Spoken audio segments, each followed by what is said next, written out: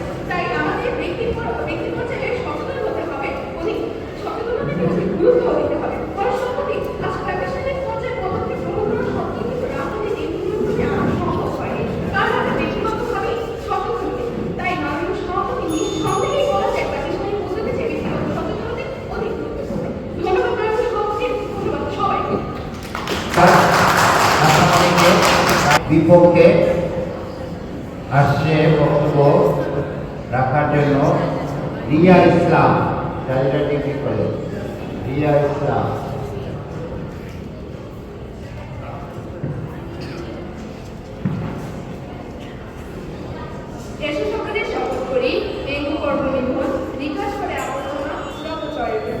আজ কেন আমরা দেখতে পাই ডেঙ্গু জ্বরের কারণে হাজারো মানুষের মৃত্যু দৃশ্য, সেই কারণ ঘটনার জন্য আজকে আমাদের ধন্যবাদ মাননীয় মডারেটর, আজকে আমাকে মহাসংঘে বক্তব্য প্রদানের সুযোগ দেওয়ার জন্য। বিতর্ক চলছে এবং আজকের বিতর্কের বিষয় নির্ধারিত হয়েছে ডেঙ্গু মোকাবেলায় প্রাতিষ্ঠানিক উদ্যোগের চেয়ে ব্যক্তিগত সচেতনতা এগুলি গুরুত্বপূর্ণ। বাস্তবতার প্রেক্ষাপটে আমি আর আমার বিষয়টি বিপক্ষে অবস্থান করছি। মাননীয় মডারেটর কতগুলো পক্ষপাত শেষে নির্দেশিকা থেকে কয়েকটি শব্দকে সময়ের কথা থেকে হচ্ছে। মাননীয় মডারেটর তার এই অসংখ্য সময়কে পুনরায় সংজ্ঞান করছি। সংজ্ঞানের ক্ষেত্রে যে সকল শব্দকে প্রাধান্য দিচ্ছি তা হচ্ছে ডেঙ্গু মোকাবেলা, প্রাতিষ্ঠানিক উদ্যোগ, ব্যক্তিগত সচেতনতা এবং গুরুত্বপূর্ণ। মাননীয় মডারেটর প্রথমে আমি সংজ্ঞান করছি ডেঙ্গু। ওয়ার্ল্ড হেলথ অর্গানাইজেশনের মধ্যে ডেঙ্গু হচ্ছে এডিস মশাইটো ভাইরাস জ্বরের নাম। বিশ্ব স্বাস্থ্য সংস্থার তথ্য অনুযায়ী 150টিরও বেশি দেশে ডেঙ্গু জ্বর দেখা যাচ্ছে। দ্বিতীয়, মোকাবেলা বলতে বোঝায় বোঝাপড়া এবং মীমাংসা। মোকাবেলা বলতে বোঝায় জীবন সংগ্রাম এবং কোনো সমস্যা মোকাবেলা করা। তৃতীয়, প্রাতিষ্ঠানিক উদ্যোগ বলতে ধারাবাহিকভাবে আইন এবং নিয়ম অনুসরণ করে কোন প্রতিষ্ঠানের মধ্যে নতুন কিছু শুরু করার প্রক্রিয়া। চতুর্থ, ব্যক্তিগত সচেতনতা হলো নিজের সম্পর্কে জ্ঞান এবং ধারণা রাখা। ব্যক্তিগত সচেতনতা একজন ব্যক্তিকে নিজের আচরণ এবং কর্মের প্রভাব সম্পর্কে বুঝতে সাহায্য করে। পঞ্চম, গুরুত্বপূর্ণ মানে হলো কোনো কিছু বিশেষ তাৎপর্য বা মূল্যের অধিকারী। মাননীয় মডারেটর, এত প্রচেষ্টা কখনোই কোনো মহামারীর সমাধান করা যায় না, সম্মিলিত উদ্যোগেই সফলতা নিশ্চিত করে। মাননীয় মডারেটর, ডেঙ্গু মোকাবেলায় প্রাতিষ্ঠানিক উদ্যোগই সবচেয়ে বেশি গুরুত্বপূর্ণ। বিষয়টিকে প্রমাণ করার জন্য আমি কয়েকটি তথ্য উপস্থাপন করছি। মাননীয় মডারেটর, প্রথমে আমি উপস্থাপন করছি ডেঙ্গু জ্বরের ক্ষেত্রে চিকিৎসা বিজ্ঞানের কথা। যখন ডেঙ্গুতে একজন ব্যক্তি আক্রান্ত হয়, আক্রান্ত ব্যক্তির রক্তে প্লাটিলেটের সংখ্যা কমে যায়, আর প্লাটিলেটের সংখ্যা কমে যাওয়ার কারণে আক্রান্ত ব্যক্তিকে রক্ত থেকে প্লাটিলেট দিতে হয়। তখন স্বাস্থ্য অধিদপ্তরের কোনো প্রতিষ্ঠানেই রক্ত থেকে প্লাটিলেট আলাদা করে ব্যক্তিকে সরবরাহ করে। মাননীয় মডারেটর, দ্বিতীয়ত আমি বিবিএস এর তথ্য তুলে ধরছি। বিবিএস এর তথ্য অনুযায়ী গ্রামে সাক্ষরতার হার হচ্ছে 70.3%। বাকি 30.00% মানুষ অজ্ঞ, নিরক্ষর, স্বাস্থ্য সম্পর্কে সচেতন নেই। তাদের কাছে নেই কোনো ইলেকট্রনিক ডিভাইস যার মাধ্যমে তারা স্বাস্থ্য সম্পর্কে সচেতন হবে এবং ডেঙ্গু মোকাবেলায় এগিয়ে আসবে। মাননীয় মডারেটর, বিষয়টি একটু লক্ষ্য করুন, যে সমস্ত মানুষ জানে না কোথায় এই ডেঙ্গু মশা বিস্তার লাভ করছে, তাদের অজান্তে জীবন নাশকারী ডেঙ্গু মশা তাদের জীবাণু দিয়ে মানুষ শরীরে প্রবেশ করাচ্ছে। মাননীয় মডারেটর, গ্রাম এলাকায় যে সকল স্থানে এডিস মশা বিস্তার লাভ করে তার মধ্যে রয়েছে পরিত্যক্ত পাত্র, জলাশয়, ঘরের আশেপাশে এবং গাছের গোড়া। মাননীয় মডারেটর, আমরা যদি অপরপক্ষ অর্থাৎ শহরের দিকে তাকাই তাহলে আমরা দেখতে পাই যে শহরের সাক্ষরতার হার হচ্ছে 81.34%। তাহলে বাকি 18.55% মানুষই হচ্ছে নিরক্ষর। এই নিরক্ষর জনগোষ্ঠীর বিশাল একটি অংশ রাস্তার পাশে, প্ল্যাটফর্মে, বস্তিতে, বাস স্টেশনে বসবাস করে। তারা জানে না কিভাবে ডেঙ্গু মোকাবেলা করতে হবে, কিভাবে সুস্থ থাকতে হবে। এখন আমার প্রতিপক্ষ বন্ধুদের কাছে প্রশ্ন রইল, ব্যক্তিগতভাবে তারা কিভাবে সচেতন হবে? একমাত্র প্রাতিষ্ঠানিক উদ্যোগই পারে তাদেরকে জীবন নাশকারী এডিস মশার হাত থেকে রক্ষা করতে, তাদেরকে সচেতন করে তুলতে। মাননীয় মডারেটর, তৃতীয়ত আমি বাংলাদেশ আন্তর্জাতিক স্বেচ্ছাসেবী সংস্থার রেড ক্রিসেন্টের কর্মসূচি তুলে ধরছি। 23শে ডিসেম্বর 2023 সালে ডেঙ্গুর প্রভাব বৃদ্ধি পাওয়ার কারণে রেড ক্রিসেন্ট কর্মসূচি 2 মাস ব্যাপী কর্মসূচি হাতে নেয়। তখন ঢাকা দক্ষিণ সিটি কর্পোরেশন, রাজশাহী সিটি কর্পোরেশনে 30,000 সাধারণ স্প্রায় এবং 6,000 কলার স্প্রায় প্রদান করে। তাহলে এভাবে প্রমাণের অপেক্ষাই রাখে না যে ডেঙ্গু মোকাবেলায় প্রাতিষ্ঠানিক উদ্যোগই হচ্ছে অধিক গুরুত্বপূর্ণ। ধন্যবাদ মাননীয় সভাপতি, ধন্যবাদ ধন্যবাদ সবাই।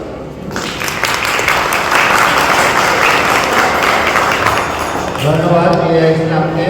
এবারে পক্ষে বলবেন দিলারা হোসেন ফুকমনি। দিলারা হোসেন ফুকমনি।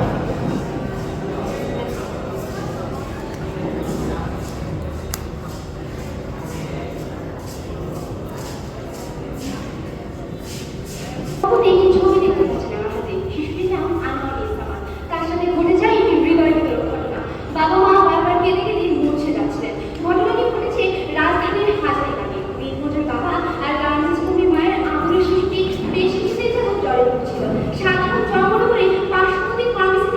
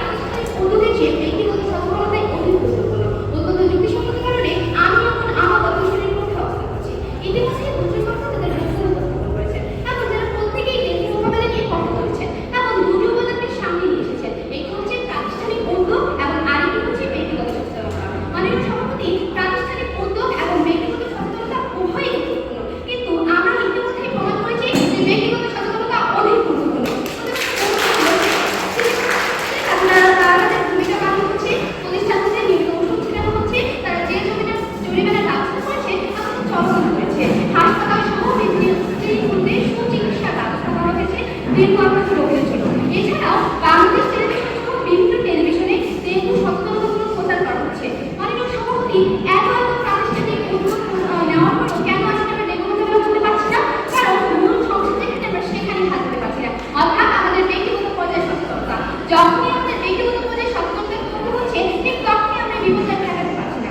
মাননীয় সভাপতি, আজ আমাদের দেশে ধূমপান বিষয়ে আইন রয়েছে এবং সেই সর্বোচ্চ কঠোর আইন যে করা হয়েছে, কিন্তু তাও আমরা ঠেকাতে পারছি না, কারণ আমরা ব্যক্তিগত পর্যায়ে সচেতন না। আর তাই আমরা বলছি সুবর্ণা আক্তারকে এবারে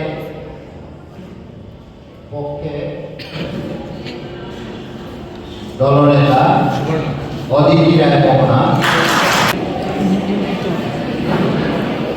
সভাপতি সালমা খাতুন ঘুমড়ে ঘুমড়ে কাঁদছিলেন ঢাকা মেডিকেলের বারান্দায় বসে।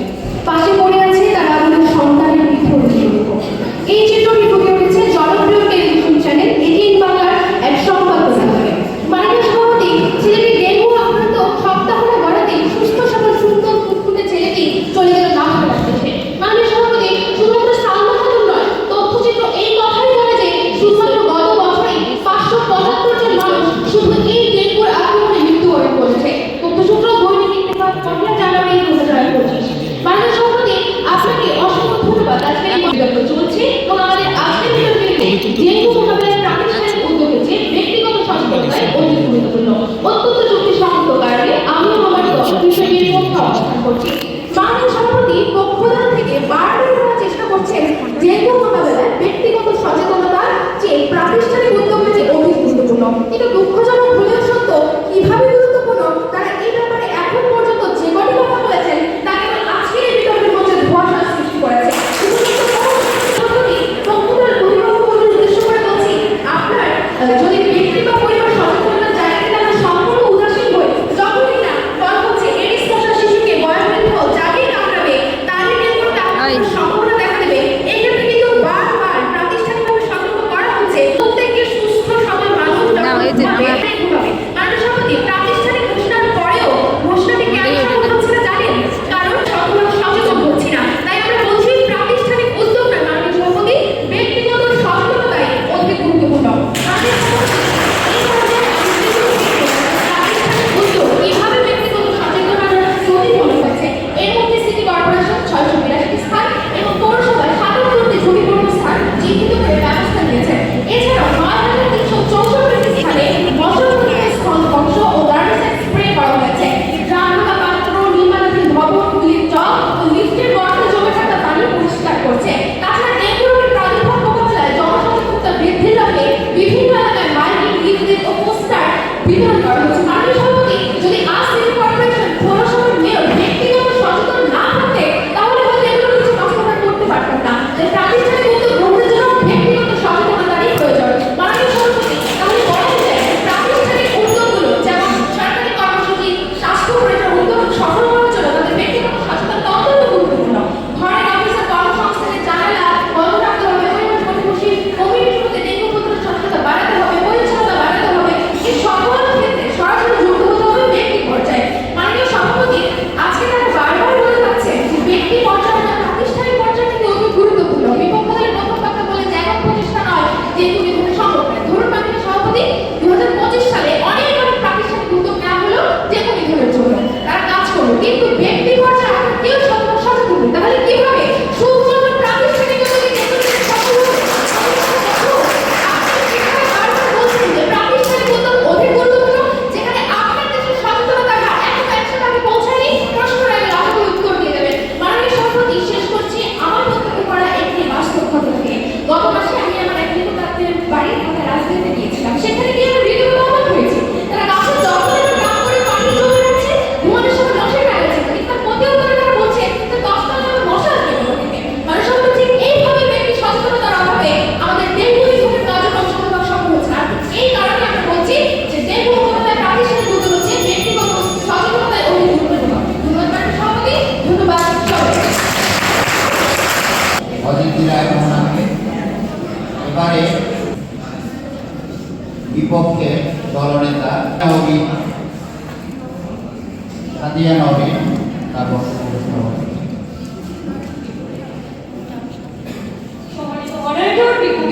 মণ্ডলী, শিশুবৃন্দ ও আমার প্রতিপক্ষ দলের বন্ধুরা, সবাইকে জানাই আমার আন্তরিক শুভেচ্ছা ও স্বাগত। আজকের বিতর্কের বিষয় নির্ধারিত হয়েছে ডেঙ্গু মোকাবেলায় প্রাতিষ্ঠানিক উদ্যোগের চেয়ে ব্যক্তিগত সচেতনতা অধিক গুরুত্বপূর্ণ। অত্যন্ত যুক্তিসঙ্গত কারণে আমি এবং আমার দল বিষয়টির বিপক্ষে অবস্থান করছি। মাননীয় মডারেটর একটি দৃশ্যপট কল্পনা করুন। আজকে এই জায়গায় উপস্থিত সবাই মশারি গায়ে বেঁধে মশার জ্বলন্ত ভয় হাতে নিয়ে কিংবা মশারি স্প্রে নিয়ে হাজির হয়েছে। কেমন লাগবে বিষয়টি দেখতে? অবশ্যই হাসতে পাবো আমার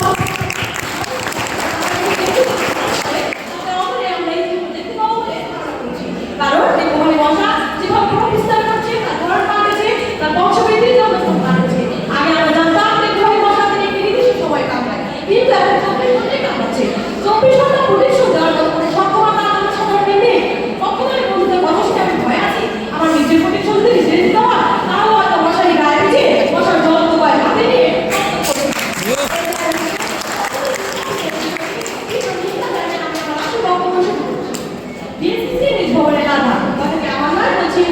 সচেতন নাগরিকের দায়িত্ব এই কারণে সে ডিএনসিসি নগর ভবনে কিংবা পেনশন দিয়ে বসে পেয়ে আসবে। তাহলে তো নগর প্রধান কেন নির্বাচিত হয়েছে, কেনই বা আমার প্রশাসন রয়েছে, কেনই বা তার নাগালে দায়িত্ব গ্রহণ করেছে। আশা করি পক্ষদের বন্ধুরা প্রচুর দিয়ে যাবে। আমার ঘরে দিকে 4% মশা তুলে টবে ফ্রিজে ফেলে জমা আছে।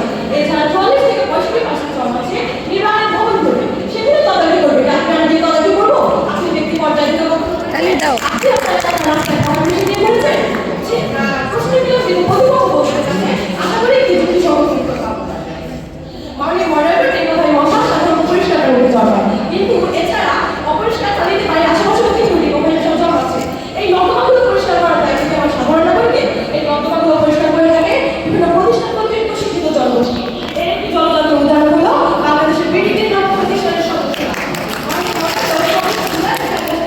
সময় নিয়েছেন অনলাইন পোর্টালে এবং প্রতিবেদনে উল্লেখ করা হয় যে গত 22-23 অর্থ বছরে বাজেট মশা নিয়ন্ত্রণে ডিএনসিসি ও 101 কোটি টাকা ব্যয় করেছিল এবং 23-24 অর্থ বছরে এই কাজে বাড়ানো হয়েছে 70 কোটি টাকা। এর মধ্যে মশা ঔষধ কেনায় 45 কোটি টাকা এবং বেসরকারি ঠিকাদার প্রতিষ্ঠানের মাধ্যমে নিয়োজিত মশা কর্মীদের দিয়ে মশা নিয়ন্ত্রণ কার্যক্রম পরিচালনায় ব্যয় করা হয়েছিল 30 কোটি টাকা। মাননীয় মডারেটর ডেঙ্গু প্রতিরোধ করা যদি সামান্য শক্তিশালী হবে তাহলে স্বাভাবিক হতো যা ব্যক্তিগত পর্যায় থেকে প্রতিরোধ প্রতিকার সম্ভব, তাহলে বাংলাদেশ সরকার প্রতি বছর 1 কোটি টাকা ডেঙ্গু মশা নিয়ন্ত্রণের জন্য খরচ করতে পারে। প্রাতিষ্ঠানিক উদ্যোগ অবশ্যই অধিক গুরুত্বপূর্ণ। মাননীয় মডারেটর লক্ষ্য ICARDA বিজ্ঞানী মোহাম্মদ শফিউর ব্যবহার করে ডেঙ্গু মোকাবেলা করার ক্ষেত্রে প্রাতিষ্ঠানিক উদ্যোগ গুরুত্বপূর্ণ ভূমিকা পালন করে। যদি প্রতিষ্ঠান বা সরকারি উদ্যোগ এটির বংশবৃদ্ধি হওয়ার স্থানগুলোতে যথাযথ ব্যবস্থা না নিত, তাহলে পরিস্থিতি কোন দিকে গতি করতে হয়। সর্বশেষ পরিসংখ্যান মতে বলা যায় বিশ্ব স্বাস্থ্য সংস্থার ডেঙ্গু পরিস্থিতি এরকম কার্যকরী পরিস্থিতি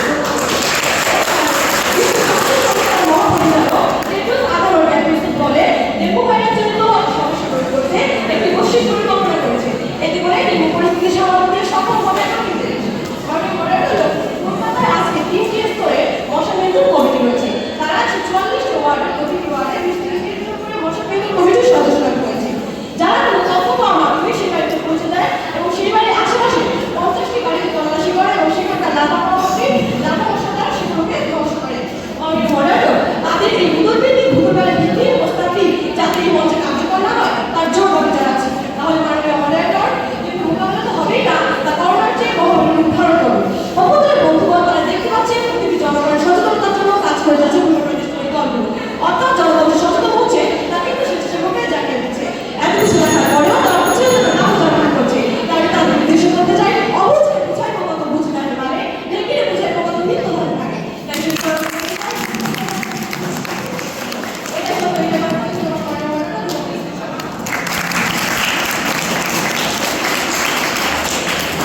ধন্যবাদ সাদিয়া নবীনকে। আমরা এবার যুক্তি খণ্ডনের পালা যাচ্ছি। তো যুক্তি খণ্ডনে প্রথমেই পক্ষের দল আসছে দলনেতা অদিতি রায় মোহনা।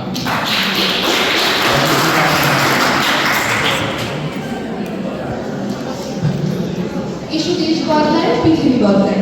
মাননীয় প্রধান উপদেষ্টা ডক্টর মোহাম্মদ ইউনূসের এই স্লোগানকে সামনে রেখে তারুণ্যের উৎসব উপলক্ষে আমরা তখন একত্রিত হয়েছি তারুণ্যের শক্তিতে সুস্থ সুন্দর বাংলাদেশ গড়ার স্বপ্ন নিয়ে।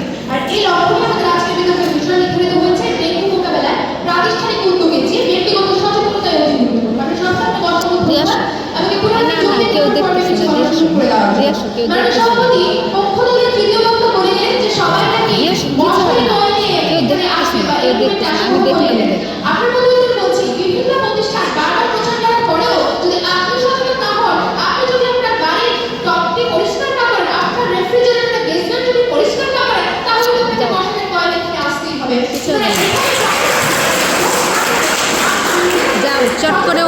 রেখে দিবা, বুঝছো?